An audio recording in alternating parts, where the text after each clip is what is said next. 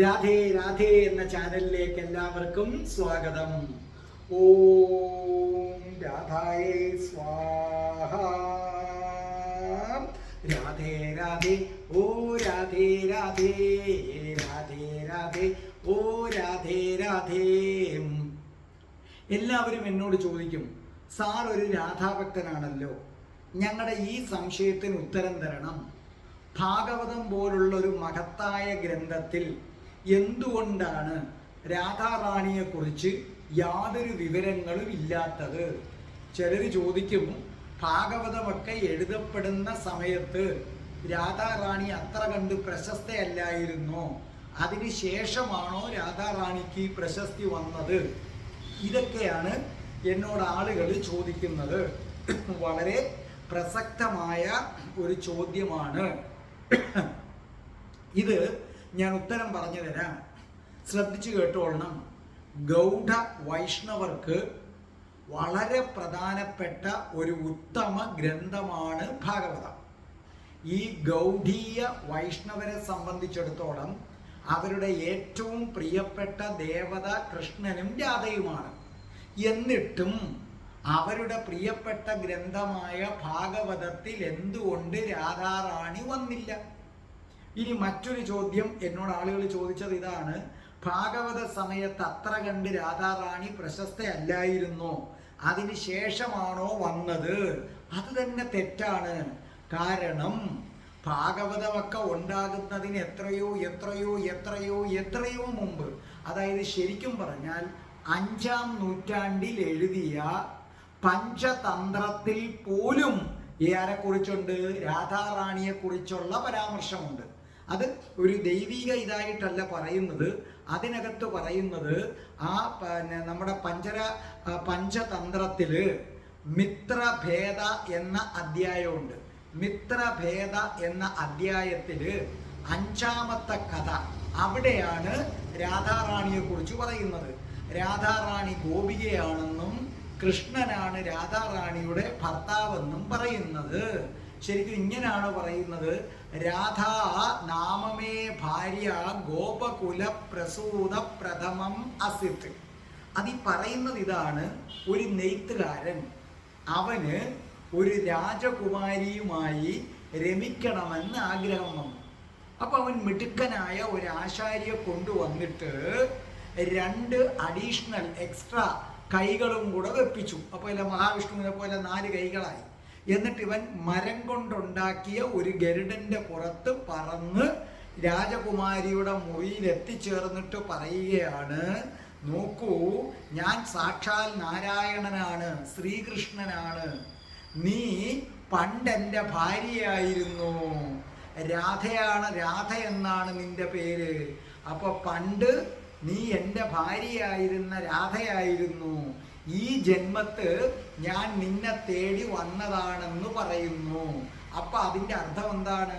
പഞ്ചതന്ത്രത്തിൻ്റെ കഥാകാരനിലെ നെയ്ത്തുകാരൻ ചെന്ന് പറയുന്നു, കഴിഞ്ഞ ജന്മത്ത് നീ എൻ്റെ ഭാര്യയായിരുന്നു, നിന്റെ പേര് രാധയെന്നാണ്, ഞാൻ സാക്ഷാൽ കൃഷ്ണനാണ്, കൃഷ്ണന്റെ ഭാര്യയാണ് രാധ എന്ന് പറയണമെങ്കിൽ അതിൻ്റെ അർത്ഥം 5-ാം നൂറ്റാണ്ടിൽ തന്നെ രാധാറാണി പ്രശസ്തയായിരുന്നു, രാധാറാണിയുടെ കഥ എല്ലാവർക്കും അറിയാമായിരുന്നു എന്നാണല്ലോ.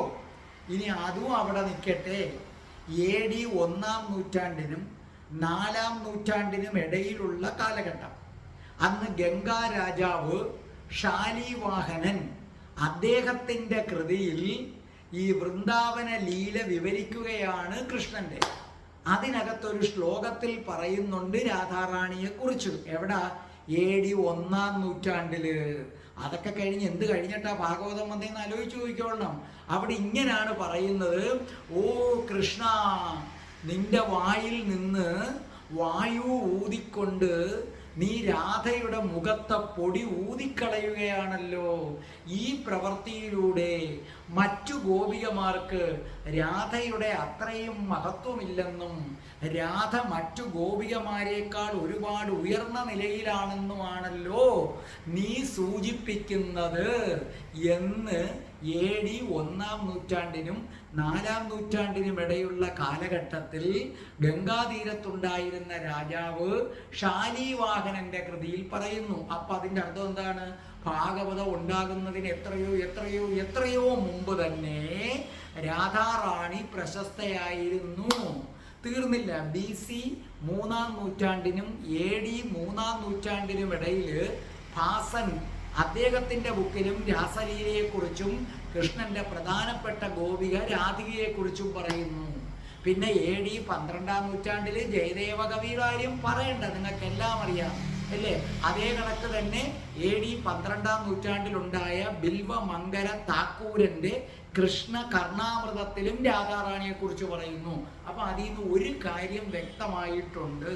ഭാഗവതം ഉണ്ടാകുന്നതിന് എത്രയോ മുമ്പ് തന്നെ, കൃഷ്ണനുള്ള കാലം തൊട്ട് തന്നെ രാധാറാണി പ്രശസ്ത ആയിരുന്നു എന്നതാണ് സത്യം. ഇനി അപ്പൊ പിന്നെ ചോദ്യം ഒന്നും കൂടെ സങ്കീർണമാകും. അപ്പോൾ ഭാഗവതം ഉണ്ടാകുന്നതിന് മുമ്പ് തന്നെ അത്രയ്ക്ക് പ്രശസ്തയായിരുന്നു രാധാറാണി എങ്കിൽ പിന്നെ ഭാഗവതത്തിൽ എന്തുകൊണ്ട് വന്നില്ല? അവിടെ ശ്രദ്ധിക്കുക. ഭാഗവതം എന്ന് പറയുന്നത് ശുഗന്റേതാണ് അല്ലേ? ആ ശുഗനാണിത് പറയുന്നത്. ഇവിടെ ഒരു കാര്യം ശ്രദ്ധിക്കുക.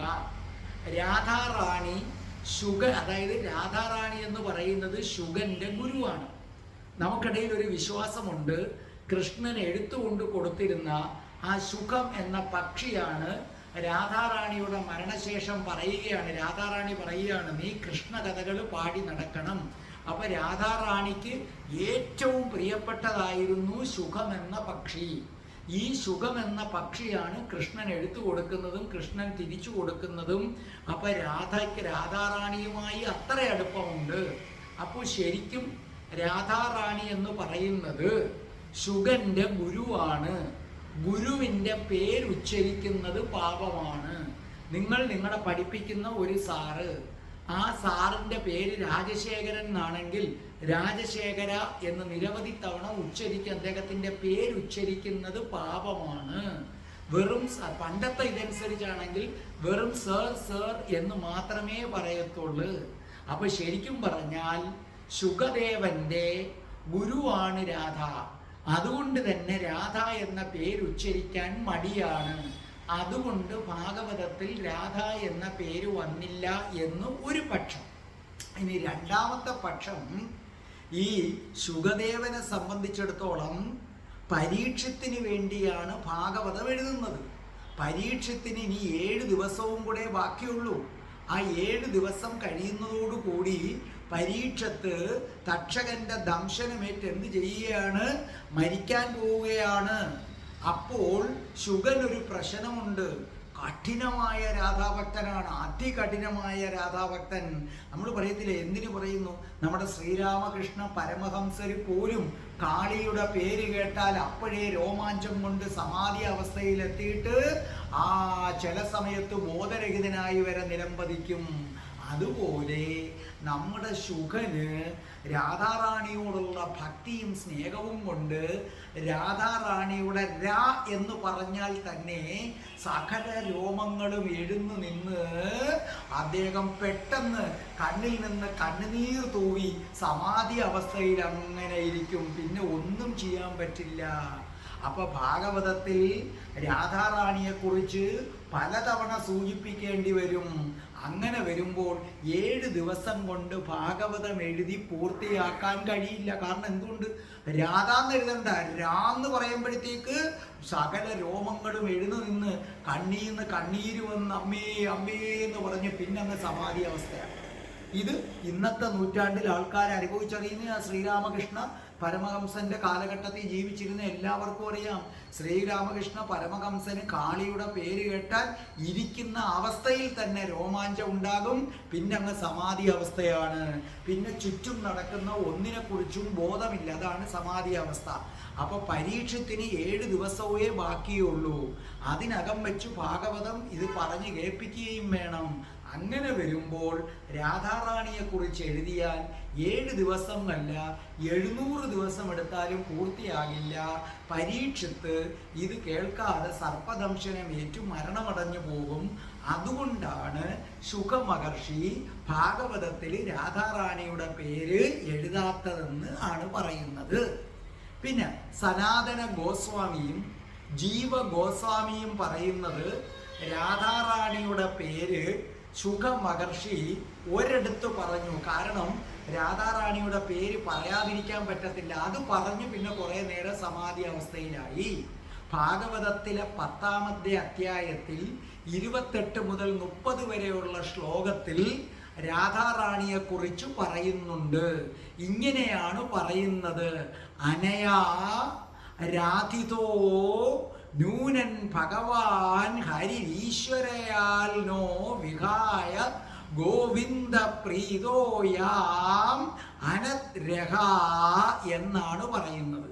എന്ന് പറഞ്ഞാൽ കൃഷ്ണൻ ആനന്ദത്തിൻ്റെ ഉന്നതിയിലെത്തിയ സമയം, സമയത്ത് എന്തു ചെയ്തു? രാസലീലയില് പങ്കെടുത്ത ഗോപികമാരെ ഉപേക്ഷിച്ചുകൊണ്ട് ശ്രീകൃഷ്ണൻ അവിടുന്ന് പൊക്കളഞ്ഞു. അപ്പൊ ഈ ഗോപികമാരെല്ലാരും കൂടെ ചേർന്നിട്ട് പറഞ്ഞു, എവിടേക്കാണ് ശ്രീകൃഷ്ണൻ പോയത്?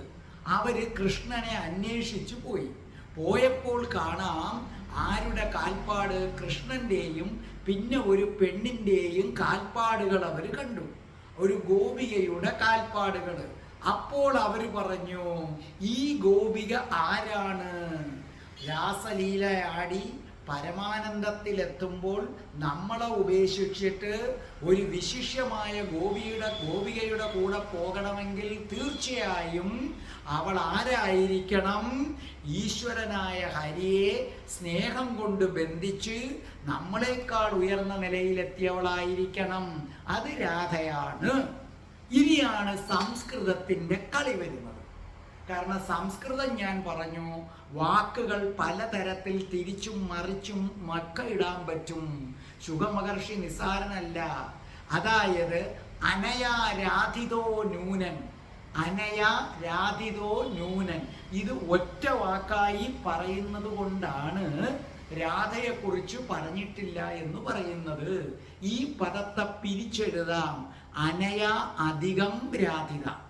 രാധിത എന്ന് പറഞ്ഞാൽ വശീകൃത, നിയന്ത്രിക്കപ്പെട്ടിരിക്കുന്നവൾ. ഈ ഒരു ശ്ലോകത്തിൽ രാധാറാണിയുടെ പേര് മാത്രമല്ല, രാധാറാണിയുടെ മഹത്വത്തെക്കുറിച്ച് വരെ പറഞ്ഞിരിക്കുന്നു. അതായത് ഭഗവാൻ ശ്രീകൃഷ്ണനെ തൻ്റെ ഭക്തി കൊണ്ടും തൻ്റെ സ്നേഹം കൊണ്ടും വശീകരിച്ച് തൻ്റെ നിയന്ത്രണത്തിൽ, തൻ്റെ ചൂണ്ടുവിരലിൽ നിർത്തിയിരിക്കുന്നവളാണ് രാധ. അതാണ് ഭാഗവതം 10-ാമത്തെ അധ്യായത്തിൽ 28 മുതൽ 30 വരെയുള്ള ശ്ലോകങ്ങളിലെ അനയാ രാധിതോ എന്നതിൻ്റെ അർത്ഥം. അപ്പൊ അതിനകത്ത് രാധ എന്ന വാക്കു പറഞ്ഞിട്ടുണ്ട്. അനയാ രാധിതോ ഒറ്റ വാക്കായിട്ട് എടുക്കുന്നവരാണ് ഇൻഡയറക്റ്റ് ആയിട്ടാണ് രാധയെ കുറിച്ച് പറഞ്ഞിരിക്കുന്നതെന്ന് പറയുന്നത് അല്ല, ഡയറക്റ്റ് ആയിട്ട് തന്നെ പറയുക. പദം സ്പ്ലിറ്റ് ചെയ്താൽ മതി. അനയ അധികം രാധിക. അപ്പൊ ഇവിടെ രാധാറാണിയുടെ പേര് മാത്രമല്ല, രാധാറാണിയുടെ മഹത്വവും കൂടെ പറഞ്ഞിരിക്കുകയാണ്. അപ്പൊ ഇങ്ങനെ പറഞ്ഞിരിക്കുന്നത്, ഗോവിന്ദനെ തൻ്റെ ഭക്തിയാൽ തൻ്റെ സ്നേഹത്താൽ നിയന്ത്രിച്ച് ഗോവിന്ദനെ നിയന്ത്രിക്കാൻ കഴിയുന്ന ഒരേ ഒരാളാണ് ആരെന്ന് പറയുന്നത്? സാക്ഷാൽ ഈ ഗോപിക എന്ന് പറയുന്നത്. അതേ കണക്ക് തന്നെ ശുകദേവ ആചാര്യൻ ഇതിനെക്കുറിച്ച് പറയുന്നത് എന്താണെന്നറിയാമോ? രാധിത എന്ന് പറഞ്ഞാൽ രാധയോടൊപ്പം എന്നാണ് അർത്ഥം. രാധിത എന്ന് പറഞ്ഞാൽ രാധയോടൊപ്പം എന്നാണ് അർത്ഥം. എന്ന് പറഞ്ഞാൽ അതിൻ്റെ അർത്ഥം രാധയോടൊപ്പം എപ്പോഴും പോകുന്നവൻ, രാധയില്ലാതെ ഒരിക്കലും പൂർണ്ണമാകാത്തവൻ എന്നാണ് അതിൻ്റെ അർത്ഥം. അപ്പോൾ ശുകമഹർഷി പറഞ്ഞിരിക്കുന്നത് ഈ രാധിത എന്നപ്പോൾ ഒരു വാക്കിന് സംസ്കൃതത്തിൽ പല അർത്ഥമുണ്ട്, അത് ഇംഗ്ലീഷിലും ഉണ്ടല്ലോ. അപ്പൊ രാധിത എന്ന വാക്കിന് രാധയോടൊപ്പം എന്ന അർത്ഥം എടുക്കും. അങ്ങനെ വരുമ്പോൾ കൃഷ്ണനോടൊപ്പം എപ്പോഴും ഉള്ളവളാണ് ആരെന്ന് പറയുന്നത്? രാധ. രാധയില്ലാതെ ഒരിക്കലും കൃഷ്ണൻ പൂർണ്ണമാകില്ല.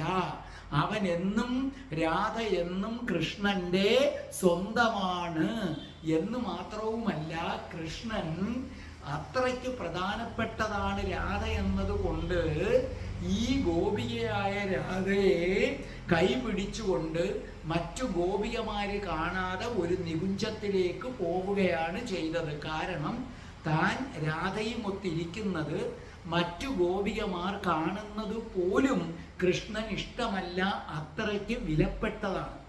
നമുക്ക് വിലപ്പെട്ട ഏതൊരു കാര്യവും മറ്റൊരാൾ അറിയാതെ മറച്ചു വെക്കുന്ന ഒരു സ്വഭാവം നമുക്കുണ്ടല്ലോ. നമ്മുടെ കയ്യിൽ വിലപിടിപ്പുള്ള ഒരു രത്നം ഉണ്ടെങ്കിൽ നമ്മുടെ വീട്ടിലൊരു ഗസ്റ്റ് വന്നാൽ ഉടനെ അലമാരയിൽ നിന്ന് എടുത്ത് നമ്മൾ കാണിക്കത്തില്ല, അല്ലേ? നമ്മുടെ മനുഷ്യ സ്വഭാവം വെച്ച് ഇവൻ അടിച്ചോണ്ട് പോയാലോ എന്നൊക്കെ നമ്മൾ വിചാരിക്കും. അപ്പൊ വിലപ്പെട്ടതൊന്നും നമ്മൾ അങ്ങനെ കാണിക്കാറില്ല. അപ്പൊ ശരിക്കും ഭാഗവതത്തിൽ ആ ഒരൊറ്റ വരി കൊണ്ട് 1000 വരികളുടെ എഫക്റ്റ് ശുകദേവൻ തീർത്തിട്ടുണ്ട്. മറ്റുള്ളവർ അത് കാണാതെ പോയതാണ്. ആ ഒറ്റയിടത്തെ പ്രയോഗം മതി, മനസ്സിലായില്ലേ? എന്താ അവിടെ പറഞ്ഞിരിക്കുന്നത്? അനയാ രാധിതോ, അനയാ അധികം രാധിതോ, രാധയാൽ നിയന്ത്രിക്കപ്പെട്ടവനാണ് കൃഷ്ണൻ. ഇതേ രാധിതയ്ക്ക് രാധയോടൊപ്പം എന്ന അർത്ഥം എടുത്തു കഴിയുമ്പോൾ രാധയോടൊപ്പം എപ്പോഴും പോകുന്നവനും രാധയോടൊപ്പം ചേർന്നാൽ മാത്രമേ പൂർണ്ണത കൈവരിക്കൂ എന്നുള്ളതുമാണ്. സാക്ഷാൽ ശ്രീകൃഷ്ണനും രാധയും ഒത്തുചേർന്നാലേ പൂർണ്ണമാകൂ. അപ്പൊ ഭാഗവതത്തിൽ അങ്ങനെ രാധാറാണിയുടെ പേര് ആ ഒറ്റ വാക്കിൽ ഉറപ്പിച്ചിട്ടുണ്ട്. അപ്പൊ 2 കാര്യങ്ങൾ മെയിനായിട്ട് പറയാം. ഒന്ന്, പരീക്ഷത്തിന് വേണ്ടി എഴുതിയതാണ്, 7 ദിവസം കൊണ്ട് പൂർത്തിയാക്കണം. രാധയുടെ പേരുച്ചരിച്ചാൽ അപ്പോഴേ നിർവികൽപ്പ സമാധിയിൽ എത്തിച്ചേരും. അപ്പൊ ഇത് പൂർത്തിയാക്കാൻ പറ്റില്ല. ഇത് കേൾക്കാതെ പരീക്ഷിത്ത് മരണമടയും. അതുകൊണ്ട് രാധ എന്ന പേര് മറച്ചു വെച്ചു. എന്നിട്ടും തനിക്ക് എത്ര മറച്ചിട്ടും മറക്കാൻ പറ്റാതാണ് ഒരിടത്ത് രാധ എന്ന പേര് എഴുതിയത്. പിന്നെ രാധയെക്കുറിച്ച് അധികം വിവരങ്ങൾ മറ്റുള്ളവർക്ക് കൊടുക്കാൻ കൃഷ്ണൻ ആഗ്രഹിക്കുന്നില്ല. കാരണം രാധ ശ്രീകൃഷ്ണന്റെ സ്വകാര്യ സ്വത്താണ് എന്നും അവൾ ഒരു വിലപിടിച്ച മൂല്യമായിരിക്കണമെന്ന്, അതായത് രാധാജി ഒരു വിലപിടിച്ച മൂല്യമായിരിക്കണമെന്ന് കൃഷ്ണൻ ആഗ്രഹിക്കുന്നു, അല്ലേ? ഒരുപാട് വിവരങ്ങൾ ഇല്ലാത്തത് കൊണ്ടാണ് നമ്മൾ രാധാറാണിയുടെ തിരക്ക് ഇങ്ങനെ നടക്കുന്നത്. അതാണ് കൃഷ്ണന്റെ തന്ത്രം. ഇപ്പോൾ നിങ്ങൾക്ക് മനസ്സിലായല്ലോ എന്തുകൊണ്ടാണ് ഭാഗവതത്തിൽ രാധാറാണിയുടെ പേരില്ലാത്തതെന്ന്. ജയ് ശ്രീ രാധേ രാധേ രാധേ രാധേ ഓ രാധേ രാധേ രാധേ രാധേ ഓ രാധേ രാധേ. ഓം ശ്രീം ഹ്രീം ക്ലീം ഐം രം രാസേശ്വരി രാധികായേ സ്വാഹ.